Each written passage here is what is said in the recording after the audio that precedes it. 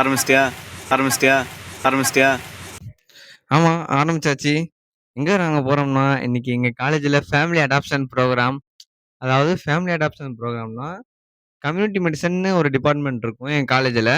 அந்த டிபார்ட்மெண்ட்லேருந்து நாங்கள் மக்களை தேடி போய் பார்த்து, அவங்களுக்கு என்ன குறை இருக்குது, கொசு கடிக்குதா, அவங்க என்ன வேலை பார்க்குறாங்க, ஃபுட்டுலாம் கரெக்டாக எடுத்துக்கிறாங்களா, எந்த மாதிரி ஃபுட் எடுத்துக்கிறாங்க, அதெல்லாம் விசாரித்து நாங்கள் வந்து காலேஜில் சப்மிட் பண்ணணும். இன்னும் இத்தனை பஸ் வரிசையாக நிற்குது.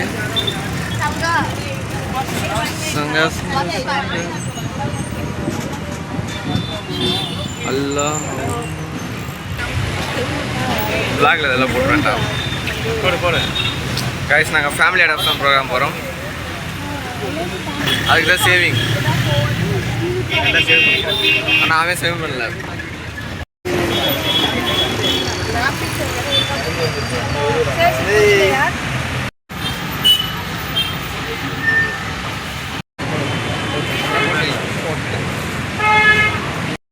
எங்கேருந்து எடுக்கணும்?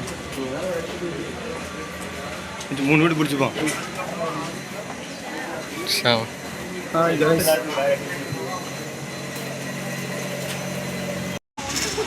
ஒன்று தான் பிடிச்சிருக்கீங்களா?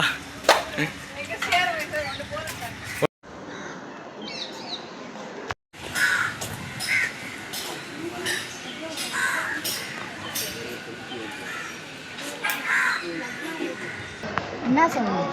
சில கேள்வி கேட்பேன், அதுக்கு வீட்டில் யார் யார் இருக்கா? நான் அடாப்ட் பண்ண பாட்டிமா இவங்க தான்.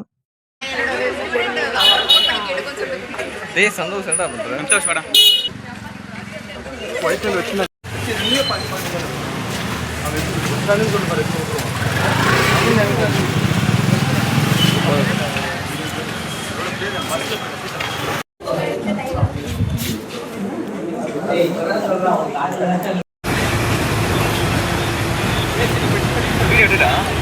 எதுதான்டா இருக்கேன்? இல்லை நம்பர் போகவே ஒருத்தர் மனையில் இல்லை நம்பர் போகவே இல்லையே. ஃபேமிலி அடாப்ஷன் ப்ரோக்ராம் முடிஞ்சு கைஸ்.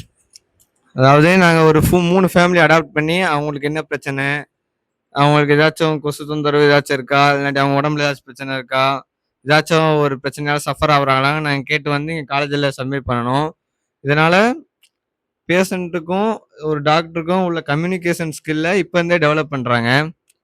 நானும் இப்போ நீட் படிக்கும்போது இதில் யூடியூப்பில் வீடியோஸ் போடுவாங்க, என்னது ஃபேமிலி அடாப்ஷன் ப்ரோக்ராம் விளாக், அதுக்குலாம் விளாக் எடுத்து போடுவாங்க. அதெல்லாம் பார்த்து எங்கே இருக்கேன், நம்மளும் இப்படிலாம் போவோமா, நம்மளும் ஃபேமிலி அடாப்ட் பண்ணுவோமா அப்படின்னு.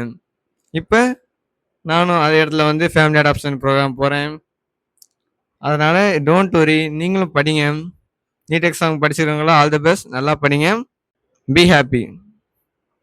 அடுத்த வருஷம் நீங்களும் ஃபேமிலி அடாப்ஷன் ப்ரோக்ராம் எங்கள் கூட வரலாம்.